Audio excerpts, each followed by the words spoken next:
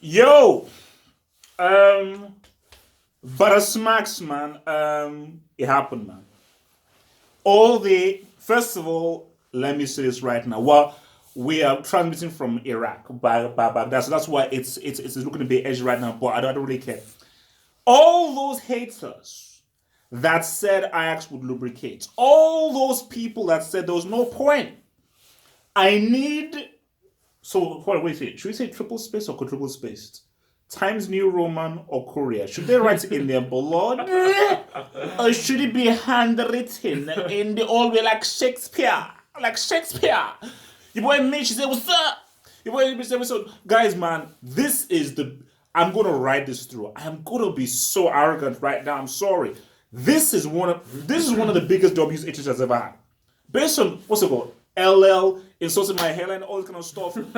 This was, you know what? Before I even go in so fully, my Ford, man, give me the raw thought, give me the raw thought, give me the raw thought, give me the raw thought. Yo.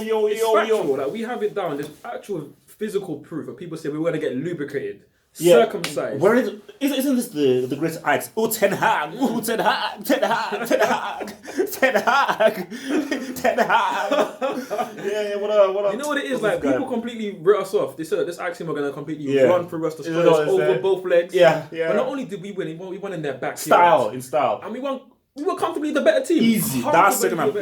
Look, it should be about 3 or 4. Realistically, and we're not even hyping it. We're not gassing it. It's not happening. We created those chances to win 3 or 4 goals. Their best chance came from a chance which was offside, which is proven offside. It went in, that was offside. Again, other than that, what did they really create? How many saves did Kepa have to make? Not many.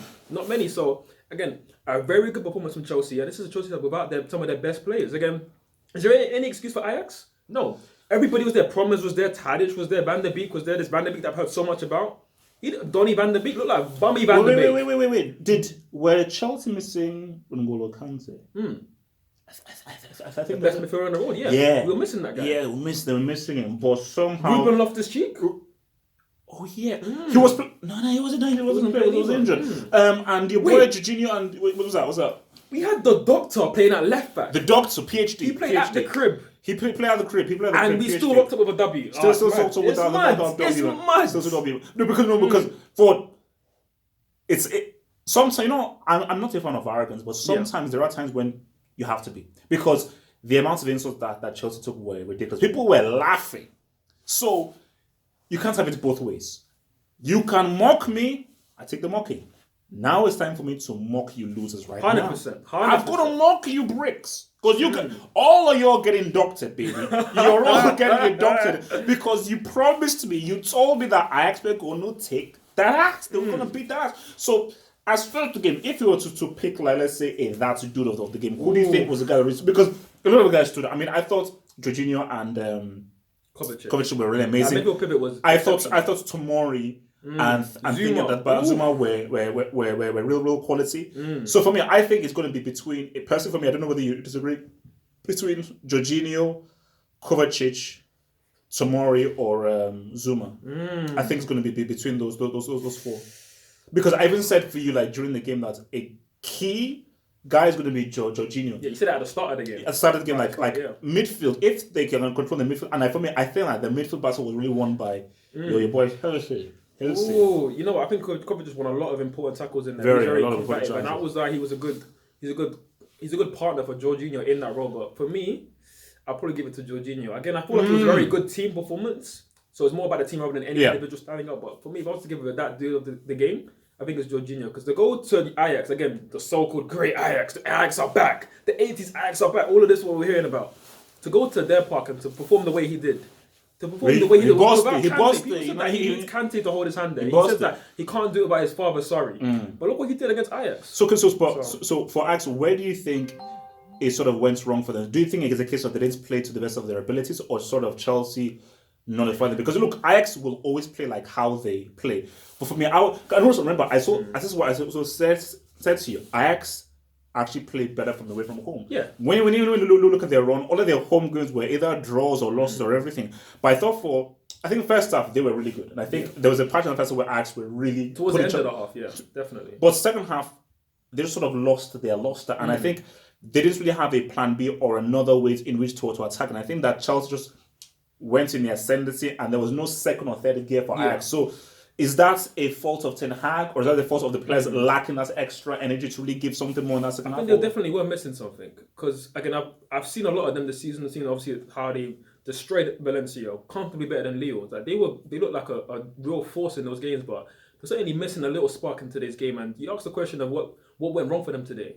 I think they performed to their best levels, but sometimes in life you just come across people who are just naturally better than you, people who are just in a better shape than you, who just play better football than you.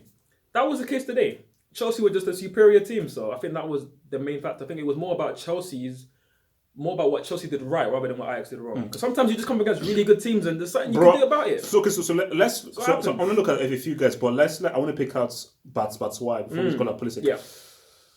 That's what I've always said about Batshuayi, and people can look at the videos. I've said this consistently about him. He ain't great in the ball. He's not good at linking play. Yeah. So playing the ball to fit and expecting him to really link play the way that a Tammy Abraham, a Benzema, and Aguero does, he's not going to do that. What he's a natural goal scorer. He's got a very good eye for a goal, and that in itself is a skill. That thing, you can't teach that. The instincts of being in the right place at the right time and executing is a skill that you have. So you look at that goal that he scored. Again, and for me, huge mentality because he missed a huge chance. I thought, is that really going to affect him? But he came back and he scored. So do you think that he needs to play more or even start some other games? Because for me, my thing is that Sam Abraham is a better footballer than him, 100%, and he's also scored some G's.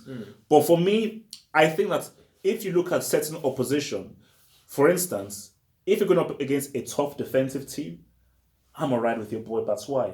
But if we're going to go open warfare, I'm going to go with Tammy Abraham. But I think for Tammy Abraham, I think he will struggle more against a top pair of defenders as opposed to a Batshuayi who I think can cleverly find his way into a right sweet spot against tougher defenders. I mean, I understand that point, and I think today was proof of how strong of a squad we actually do have, maybe stronger than what we initially thought, because we have a striker like Michy Batshuayi. He has a great goal scoring pedigree. We saw what he did at Dortmund a couple of seasons back when he went on loan, scored a lot of goals there. He's a proven goal scorer. Yes, maybe not the best technically with his feet, maybe not the best work rate, but he can finish. A bit greedy, but naturally, the strikers are naturally meant to be the greedy ones. They're meant to look just for goal. But in terms of should he be starting now, I still wouldn't say that. I think Tammy Abraham's more than cemented his place as the first team starter for Chelsea. I think while Michy is probably the better finisher of the two, I think Tammy's just an all-round better fit for the team in terms of how he links up the play, but also just what his pressing, the amount of times he won the ball for Chelsea, especially in the first half, off of his pressing was great. He gave Alvarez a lot of tough times in that first half, especially. So I feel like Abraham offers a lot more to this Chelsea team as a starter, but you know what? It's not a bad option at all to have off the bench and Michy Batshuayi. We even have the World Cup winning striker on the bench as well in Giroud. So.